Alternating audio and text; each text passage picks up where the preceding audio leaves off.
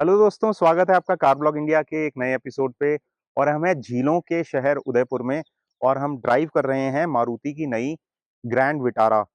Grand Vitara जो है दो अलग इंजन ऑप्शंस में आती है, माइल्ड हाइब्रिड और स्ट्रॉन्ग हाइब्रिड। और ये वाली गाड़ी जो आप यहाँ देख रहे हैं ये स्ट्रॉन्ग हाइब्रिड है।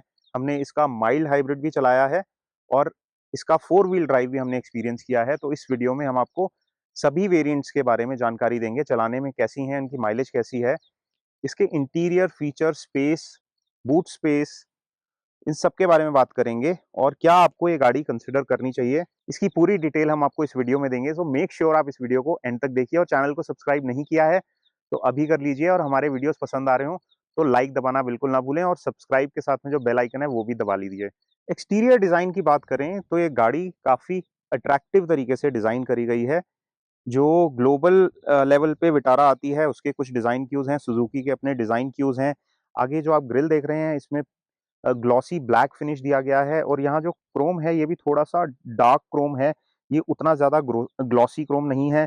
काफी स्लीक से यहाँ डीआरएल्स दिए गए हैं और जो हेडलैम्प सेटअप है वो नीचे की तरफ दिया गया है। यहाँ पे एक डार्क ग्रे फिनिश में स्कफ प्लेट्स दी गई हैं और इस गाड़ी को दिखने में काफी बुच और मैस्कुलिन मस्कुलर गाड़ी दिखाने की कोशिश करी गई है। जो डिजाइन दिया गया है सुजुकी की तरफ से वो काफी अच्छा लगता है और बड़ी स्लीक सी लगती है आगे से और साथ ही में काफी मैस्कुलिन भी लगती है।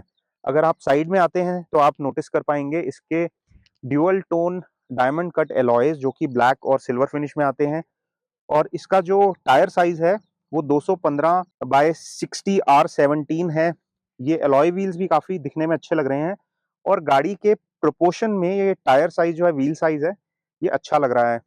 दूसरी चीज जो आप यहाँ नोटिस करेंगे, जो साइड बॉडी, ये जो व्हील आर्च के ऊपर क्लैडिंग दी गई है, साइड में क्लैडिंग दी गई है, ये ब्लैक पियानो फिनिश में दी गई है जो कि काफी अच्छी दिखती है। यहाँ सिल्वर कलर के रूफ रेल्स दिए गए हैं जो इसके स्पोर्टी एलिमेंट को बढ़ाते हैं। प्लस एक बड़ी सी इसमें पैनोरामिक सनरूफ भी दी गई है जो विजुअली काफी अच्छी लगती है। आप ईयर से देखेंगे तो यहाँ पे एक ये इंटीग्रेटेड स्टाइल का स्पॉइलर है, हाई माउंटेड स्टॉप लैम्प है, पीछे डीफॉगर और वाइपर दिया गया है। टेल लैम्प क्लस्टर जो है पूरा कॉम्बिनेशन क्लस्टर है, लेफ्ट टू राइट पूरा रन करता है और बीच में सुजुकी का लोगो है और उसके अराउंड जो है ये ब्लैक पियानो फिनिश दी गई है। नीचे ग्रैंड विटारा की ब्रांडिंग है। रियर जो है काफी स्मार्ट दिखने वाला है और यहाँ पे भी कुछ लैंप्स दिए गए हैं। इसमें यहाँ पे रिफ्लेक्टर और टर्न इंडिकेटर्स वगैरह इंटीग्रेट किए गए हैं। यहाँ पे अगेन डार्क ग्रे फिनिश में स्कफ प्लेट्स दी गई हैं। तो पीछे से भी काफी बुच दिखती है, अच्छी दिखती है। यहाँ पे आप हाइब्रिड का बैज देख पा रहे हो क्योंकि ये स्ट्रॉन्ग हाइब्रिड वेरिएंट है। माइल्ड हाइब्रिड में शायद आपको ये इस तरह का प्रोनाउंस्ड बैज नहीं दिखेगा। तो ये गाड़ी एक्सटीरियर्स के मामले में बहुत ज्यादा फंकी नहीं है लेकिन बड़ी सीरियस प्लस सोफिस्टिकेटेड भी है और थोड़ी सी स्पोर्टीनेस भी है और अट्रैक्टिवनेस भी है। एक एलिमेंट और जो साइड में स्टैंड आउट करता है वो ये एलिमेंट है जो कि यहाँ पे डार्क क्रोम में फिनिश किया गया है। इसके अलावा इधर से इसको जो पिलर्स हैं इसके लगभग ब्लैक एंड हैं और थोड़ा क्रोम आपको यहाँ पे हायर वेरिएंट्स में साइड में मिल जाएगा जो इसके प्रीमियमनेस कोशेंट को बढ़ा देता है। तो बाहर से तो हमने आपको ये गाड़ी दिखा दी है, अब हम बैठे हैं ड्राइवर सीट पे और आपको दिखाते हैं अंदर से कैसी दिखती है। तो सबसे पहले मैं इसको ऑन कर लेता हूँ ताकि इसका इंफोटेनमेंट, इसका जो इंस्ट्रूमेंट क्लस्टर है, एचयूडी है, ये सब ऑन हो जाए। तो चलिए आप शुरुआत करते हैं। यहाँ पे मेरे को क्या व्यू दिख रहा है उससे शुरू करते हैं। तो यहाँ पे जैसे ही आप गाड़ी को ऑन करते हैं ये एचयूडी खुल जाता है। उसके बाद में ये इंस्ट्रूमेंट क्लस्टर है जो कि फुली डिजिटल है। इस तरफ आपको पावर मोड्स दिख रहे हैं, इस तरफ टेम्परेचर गेज और फ्यूल गेज है। बीच में इंफॉर्मेशन है जिसको आप चेंज कर सकते हैं। तो इस तरह से आप देख पा रहे हैं। और यहाँ पे जैसे ही गाड़ी को ऑन करते हैं तो वो 360 व्यू दिखाता है पहले गाड़ी का। और यहाँ पे आपको जो है एक proper touch screen infotainment system दिया गया है 9 इंचेस का, जिसमें एंड्रॉयड ऑटो और एप्पल कार प्ले का सपोर्ट भी दिया गया है। और इसका जो साउंड सिस्टम है वो काफ़ी केपेबल है। स्टीयरिंग व्हील का डिज़ाइन कुछ इस तरह का है। ड्राइवर साइड पे ये जो कंट्रोल यूनिट दिया गया है कुछ ऐसा दिखता है। ये बड़ा फेमिलियर है क्योंकि मारुति की बहुत सारी गाड़ियों में ये रीयूज किया गया है। यहाँ पे इसका पावर बटन दिया गया है जिससे आप इंजन को ऑन ऑफ कर सकते हैं। इधर एचयूडी के कंट्रोल दिए गए हैं और इधर व्यू बटन है 360 डिग्री कैमरा को देखने के लिए। डोर में भी आपको कुछ स्टोरेज दी गई हैं और डोर को आप थोड़ा ध्यान से देखेंगे तो यहाँ स्टिचिंग है, ये सॉफ्ट लेदर फिनिश है, यहाँ पे भी सॉफ्ट मटेरियल है। तो बहुत ही हाई प्रीमियमनेस क्वोशिएंट है इस गाड़ी का। इसके अलावा दिखाते हैं इसका सेंट्रल कंसोल। तो इंफोटेनमेंट सिस्टम के नीचे आप देखेंगे तो यहाँ पे आपको एयर कंडीशनिंग वेंट्स मिल जाते हैं जिसपे सैटिन सिल्वर फिनिश है। आपको हैजार्ड लैंप के आसपास भी सैटिन सिल्वर फिनिश मिलेगी। उसके नीचे आप देखेंगे तो यहाँ पे एयर कंडीशनिंग के कंट्रोल्स हैं, ये ब्लोअर स्पीड के कंट्रोल हैं और ये टेम्परेचर के कंट्रोल हैं। ये fully automatic climate control system के साथ है। और यहाँ पे एसी के सर्कुलेशन और मोड्स वगैरह का कंट्रोल है, बटन दिए गए हैं। यहाँ ट्रैक्शन कंट्रोल का ऑन ऑफ बटन दिया गया है। नीचे यहाँ 12 वोल्ट का चार्जिंग सॉकेट और यहाँ पे यूएसबी दिया गया है और यहाँ पे ची सर्टिफाइड वायरलेस चार्जिंग का सपोर्ट भी दिया गया है। तो अगर आपके पास वायरलेस चार्जिंग केपेबल फोन है तो आप उसको यहाँ पे चार्ज कर सकते हैं। जिस वेरिएंट में अभी हम बैठे हैं ये स्ट्रॉन्ग हाइब्रिड है, तो यहाँ पे ये सिर्फ ईसीवीटी के साथ आता है। तो यहाँ पे इसका गियर नॉब दिया गया है, ईवी मोड के बटन यहाँ पे दिए गए हैं और साथ में यहाँ वेंटिलेटेड सीट्स के कंट्रोल दिए गए हैं जो कि हायर वेरिएंट में आपको मिल जाता है। जो ईवी मोड है, प्योर ईवी मोड में जैसे आप इसको डालेंगे तो ये उस समय ऐसे मोड में आ जाती है जहाँ ये सिर्फ बैटरी से पावर डिराइव करती है और इंजन ऑफ हो जाता है। तो ईवी मोड जो है वो सिटी के शॉर्ट कम्यूट्स के लिए अच्छा है और आप गाड़ी को प्रैक्टिकली फ्री में चला सकते हैं क्योंकि जब आप ब्रेक लगाते हैं जो एनर्जी वेस्ट होती है ये उसको रीजनरेटिव ब्रेकिंग के थ्रू बैटरी में स्टोर कर लेता है और उसी से गाड़ी को चलाता है।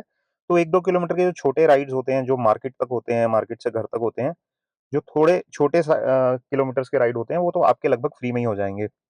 स्टीयरिंग व्हील का डिज़ाइन आप यहाँ देख पा रहे होंगे, इधर मीडिया के कंट्रोल्स हैं, यहाँ फ़ोन के कंट्रोल्स हैं, इस तरफ क्रूज़ कंट्रोल के लिए यहाँ पे कंट्रोल्स दिए गए हैं और यहाँ देखेंगे तो auto dimming inside rear view mirror दिया गया है, जो कि एक अच्छी चीज़ है। बहुत सारी गाड़ियों में ऑटो डिमिंग नहीं मिलता है, यहाँ पे दिया गया है। यहाँ पे सनग्लास होल्डर दिया गया है और इधर सनरूफ के कंट्रोल हैं और सनरूफ आप देख पा रहे होंगे अच्छी खासी बड़ी सनरूफ दी गई है पैनोरामिक, जो पीछे की सीट तक जाती है। इसको खोलने के लिए आप एक बार टैप करेंगे तो ये जो कर्टेन है सेमी ट्रांसपेरेंट सा है, मैं ट्रांसल्यूसेंट बोलूँगा इसको, तो इस तरह से खुल जाता है और सनरूफ आपकी इस तरह से दिखती है। अभी जो है ग्लास बंद है, ग्लास खोलने के लिए एक बार और आपको इसको पुश करना होगा, तो ग्लास पूरा खुल जाता है और मैं आपको दिखाता हूँ ग्लास कहाँ तक जाता है। ये फुली 100% पीछे तक नहीं जाता है, थोड़ा-सा पहले ही रुक जाता है ये, यहाँ तक जाता है लगभग 70% पीछे तक जाता है। तो पीछे की सीट के ऊपर भी लगभग ये पार्शियली खुल जाती है सनरूफ, आप देख पा रहे होंगे यहाँ से। और बंद करने के लिए जब आप इसको पहली बार टैप करेंगे, तो ग्लास बंद होगा और जो कर्टेन भी है वो आपको हाथ से बंद नहीं करना, वो आप इस बटन से ही बंद कर सकते हैं। उसके लिए लेकिन आप इस बटन को दूसरी बार दोबारा से टैप करेंगे, तो ये कर्टेन बंद होता है। इस कर्टेन को बीच में रोकना हो तो आप इस बटन को दोबारा टैप कर देंगे तो ये वहीं रुक जाएगा। अगर नहीं टैप करेंगे तो ये पूरा बंद हो जाएगा। तो कुछ इस तरह से काम करता है। सीट्स की फिनिशिंग दिखाएँ, आपको डैशबोर्ड की फिनिशिंग दिखाएँ तो यहाँ भी सॉफ्ट टच मटेरियल्स का यूज़ किया गया है। ये वाटरफॉल डिज़ाइन कुछ लग रहा है, तो ये काफ़ी अच्छा दिख रहा है और ये प्रोडक्ट जो है टोयोटा और मारुति सुजुकी ने मिलके डेवलप किया है। टोयोटा में हाई राइडर के नाम से आएगा ये। तो इसके कुछ डिज़ाइन एलिमेंट्स आपको टोयोटा के डिज़ाइन से भी कुछ सिमिलर दिख रहे होंगे, जो कि आपको फॉर्च्यूनर वगैरह में इस तरह का प्रीमियम डिज़ाइन मिल जाता है। वैसा ही प्रीमियमनेस क्वोशिएंट आपको यहाँ भी मिल जाएगा। जो मटेरियल क्वालिटी है, टच सर्फेसेस हैं, वो अच्छे से फिनिश्ड हैं। बिल्ड क्वालिटी हमें जो मटेरियल्स की है, वो काफ़ी पसंद आई। इसके अलावा यहाँ पे आपको कुछ स्टोरेज स्पेसेस छोटे-मोटे मिल जाते हैं और यहाँ पे आर्मरेस्ट दिया गया है, जिसके नीचे स्टोरेज है और ये स्लाइड भी कर जाता है। तो ड्राइवर के या फ्रंट पैसेंजर के कंफर्ट के लिए आप इसको यूज़ कर सकते हैं। सीट की फिनिशिंग दिखाऊँ, तो यहाँ पे top of the line variant जहाँ पे वेंटिलेटेड सीट्स आती हैं, तो ये परफोरेटेड लेदर सीट्स मिलेंगी आपको। सीट का बोल्स्टर सपोर्ट और साइड सपोर्ट काफ़ी अच्छा है, कुशनिंग भी बहुत अच्छी दी गई है और सीट्स काफ़ी अच्छी दिखती हैं। तो फ्रंट में गाड़ी काफ़ी कंफर्टेबल लगती है।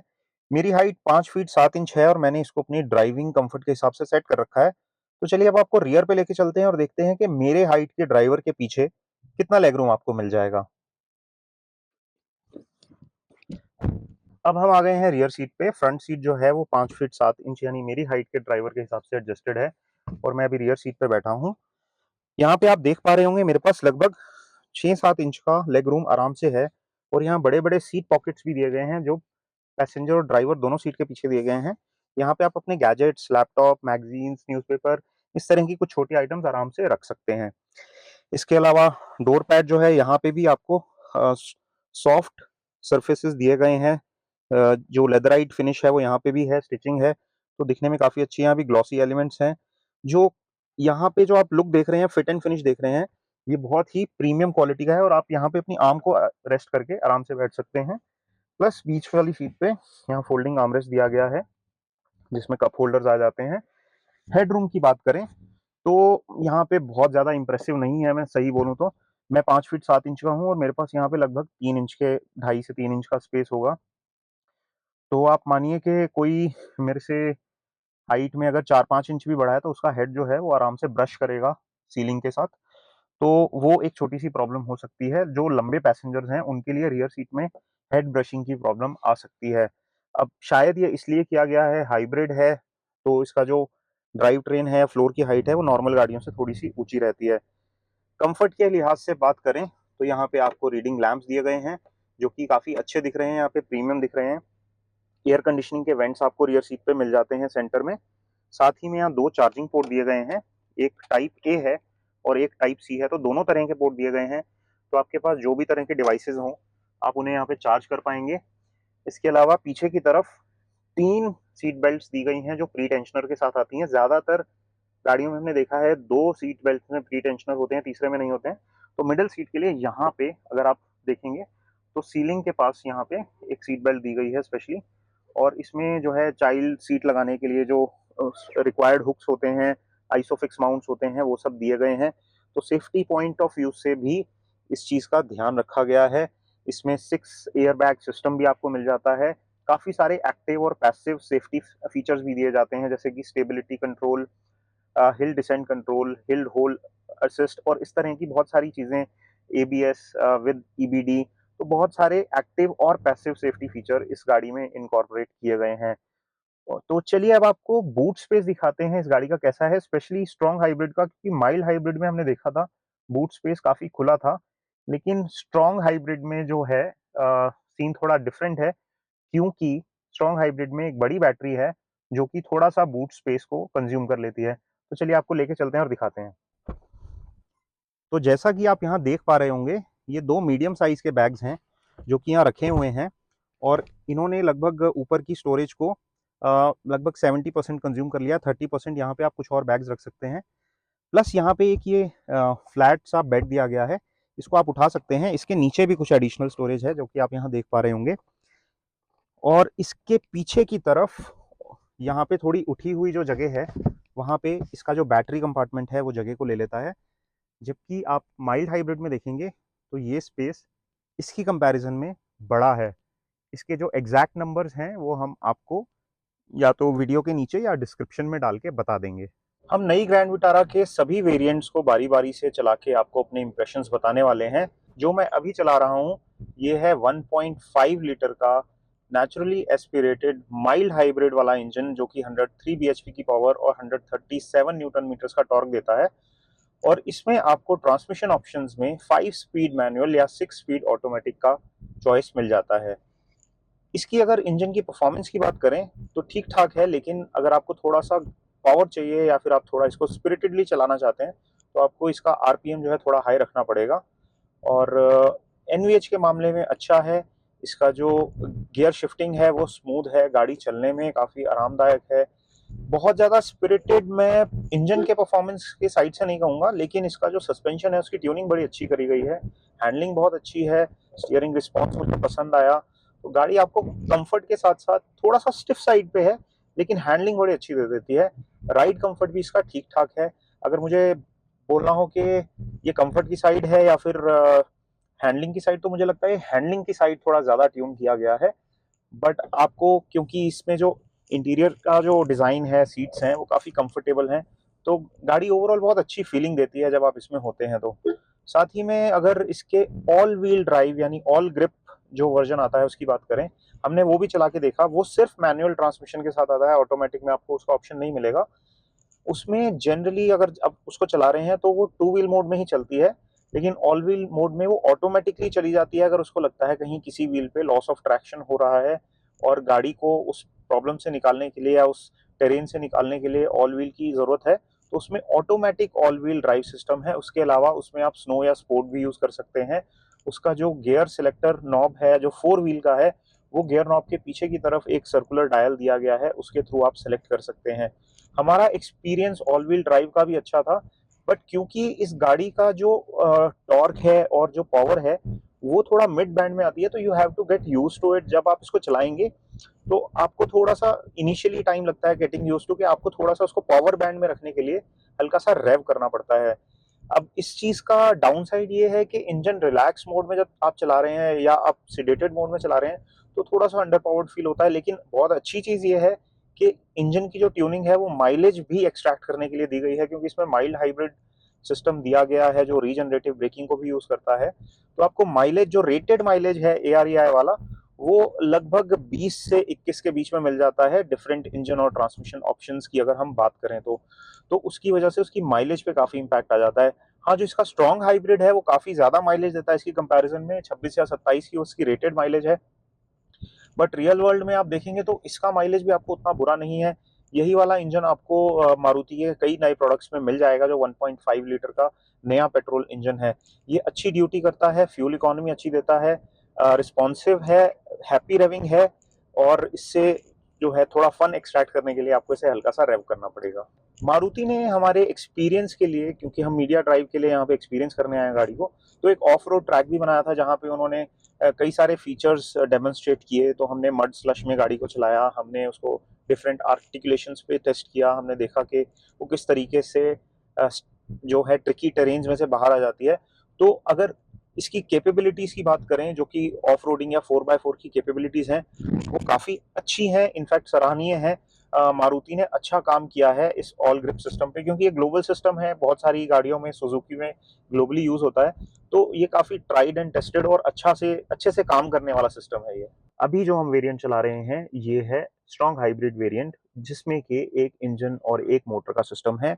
इसका जो इंजन है वो 92.45 PS की पावर और 122 न्यूटन मीटर्स का टॉर्क प्रोड्यूस करता है, और जो इसकी इलेक्ट्रिक मोटर है वो 115 PS की पावर और 141 न्यूटन मीटर्स का टॉर्क प्रोड्यूस करती है। तो अगर हम इसके पावर फिगर्स की और ध्यान दें तो जो इसका जो माइल्ड हाइब्रिड मोड है उससे ये ज़्यादा पावरफुल है, और ये सिर्फ ई-CVT मोड के साथ आती है।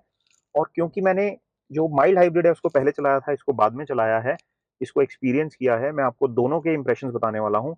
तो अगर मैं आपको इसके इंप्रेशंस बताऊँ तो ये ज़्यादा अच्छे से पुल करती है फ्रॉम गेट गो। इसमें आपको ज़्यादा अच्छा एक्सेलरेशन फील होता है, ज़्यादा श्योर फुटेड और ज़्यादा निम्बल ये फील होती है। तो बाकी की बात मैं आपको चलते-चलते बताता हूँ। ये पिकअप बहुत अच्छा करती है, और जब आप इसको चलाना शुरू करते हैं तो मोस्ट ऑफ द टाइम्स ये सिर्फ ईवी मोड में चल रही होती है। लेकिन जैसे ही आप एक सर्टेन थ्रेशोल्ड लगभग 40 किलोमीटर की स्पीड को क्रॉस करते हैं तो इंजन अपने आप ऑन हो जाता है, और उसके बाद में इंजन भी जो है वो मोटर को पावर देने लगता है। एक्सेलरेशन मुझे इसका काफी पसंद आया, ये काफी एजाइल फील होती है, और कंपेयर टू माइल्ड हाइब्रिड ये ज्यादा एजाइल है और ज्यादा हैप्पी फील होता है इसका इंजन। और it is very rev happy, और थ्रॉटल रिस्पॉन्स काफी शार्प है। मुझे थ्रॉटल रिस्पॉन्स जो है माइल्ड हाइब्रिड वेरिएंट का इसके सामने, इसकी कंपैरिजन में थोड़ा डल लगा। तो अगर मेरे को चूज करना है माइल्ड और स्ट्रॉन्ग हाइब्रिड में, मैं डेफिनेटली माइल्ड हाइब्रिड के बजाय स्ट्रॉन्ग हाइब्रिड को चूज करना पसंद करूंगा, बिकॉज ऑफ इट्स पेपीनेस। ऑल्सो इस गाड़ी को चलाने में आपको एक और फायदा ये है कि आपको ज्यादा माइलेज भी देगी ये। जो माइल्ड हाइब्रिड वेरिएंट है उसकी रेटेड माइलेज 20 किलोमीटर पर लीटर के आसपास है, 20-21 के बीच में, और इसकी जो माइलेज है वो अप्रोक्सीमेटली 27 किलोमीटर की रेटेड माइलेज है। तो अगर आप रियल वर्ल्ड में इसका 70% नंबर भी निकाल लें तो आपको रियल वर्ल्ड में, आप मानिए कि आपको 20 के आसपास, 20 से 25 के बीच के माइलेज इससे मिल जाएगी। और जो माइल्ड हाइब्रिड है 15 से 20 के बीच की, depending on your driving style and driving conditions, आप इतनी माइलेज रियल वर्ल्ड में एक्सपेक्ट कर सकते हैं, जो कि काफी अच्छी है। इसके अलावा अगर बात करते हैं इसकी हैंडलिंग की, तो हैंडलिंग मेरे को बहुत पसंद आई। इस गाड़ी को चलाने में काफी मजा आया, इसका स्टीयरिंग काफी अच्छा कनेक्टेड फील होता है रोड से, हैंडलिंग अच्छी है, इसके हाई स्पीड कॉर्नरिंग मैनर्स बहुत अच्छे हैं। प्लस इसमें ऑल 4 व्हील डिस्क ब्रेक्स दिए गए हैं, जो कि सभी वेरिएंट्स में आपको स्टैंडर्ड मिलते हैं। तो इसकी ब्रेकिंग भी काफी श्योर फुटेड है, इसको ब्रेक करते हुए आपको नर्वसनेस फील नहीं होती। गाड़ी काफी अच्छे से प्लांटेड चलती है, प्लेटफॉर्म भी बहुत अच्छे से ऑप्टिमाइज्ड है। थोड़ा सा डाउन साइड अगर मैं कहूँ तो हल्का सा स्टिफनेस है सस्पेंशन में, बट राइड क्वालिटी ऐसी खराब नहीं है, बहुत ज्यादा अंडुलेशन अंदर फील नहीं होते हैं। लेकिन हाँ, अगर आप इसको खराब रोड पे ले जाएंगे तो हो सकता है उतनी सॉफ्ट राइड ना मिले जैसे कि कुछ इसके कोरियन काउंटर पार्ट्स में आपको मिल जाती है। लेकिन इसका हैंडलिंग जो है it more than compensates for that stiffness. बाकी अगर इसकी एक्सेलरेशन की बात करें तो हाइब्रिड में बहुत अच्छी एक्सेलरेशन है, माइल्ड हाइब्रिड में थोड़ी सी डल एक्सेलरेशन है। और ओवरऑल परफॉर्मेंस की बात करें तो मुझे गाड़ी चलाने में काफी अच्छी लगी, विजिबिलिटी काफी अच्छी है इसकी, और इसको चलाने में मुझे काफी मजा आया। अभी जो हम वेरिएंट चला रहे हैं इस समय, ये है 6 स्पीड ऑटोमेटिक माइल्ड हाइब्रिड। ये 1.5 लीटर का पावर ट्रेन है, और इसमें जो ट्रांसमिशन है वो 6 स्पीड गियर बॉक्स है, और जो मैनुअल आता है माइल्ड हाइब्रिड का वो 5 स्पीड आता है। तो इसमें आपको 6 गियर रेशोज मिल जाते हैं। और दूसरी चीज इसको चलाते हुए जो मैंने ऑब्जर्व करी, ये इस तरह से ट्यून किया गया है, इसका ट्रांसमिशन और इंजन की आपस में जो ट्यूनिंग है वो इस तरह से की गई है कि आप जैसे ही हल्का सा पेडल पे अग्रेसिव होते हैं, एक्सेलरेटर पेडल पे, ये इंजन के रेव्स एकदम से बढ़ा देता है, और अप्रोक्सीमेटली 2000 आरपीएम तो ये बहुत ही आसानी से टाप जाता है जैसे ही आप एक्सेलरेट करने की कोशिश करते हैं। तो अगर आप इसको रिलैक्स तरीके से क्रूज करने की कोशिश कर रहे हैं तो शायद ये उतना ज्यादा कंफर्टेबल लोअर आरपीएम्स पे नहीं है, तो उसकी वजह से आपको इंजन का नॉइज थोड़ा बहुत सुनाई देता है। लेकिन अगर पेट्रोल मैनुअल से मैं इसको कंपेयर करूं, जो मैंने इसका 5 स्पीड मैनुअल चलाया था, उसकी कंपैरिजन में ज्यादा एजाइल फील हो रहा है, क्योंकि इसकी ट्रांसमिशन ट्यूनिंग उस तरह से की गई है और ये ज्यादा अच्छा चल रहा है उसकी कंपैरिजन में। पर अगर मैं आपको रेट करके बताऊं कि मुझे माइल्ड हाइब्रिड का मैनुअल, माइल्ड हाइब्रिड का ऑटोमेटिक और स्ट्रॉन्ग हाइब्रिड का ऑटोमेटिक, अगर मैं इन तीनों को कंपेयर करूं तो मुझे सबसे ज्यादा एजाइल और पेपी और सबसे अच्छा थ्रॉटल रिस्पॉन्स स्ट्रॉन्ग हाइब्रिड का लगा, क्योंकि वो पावर ट्रेन बहुत ही एजाइल फील होता है इन बाकी दो वेरिएंट्स के कंपैरिजन में।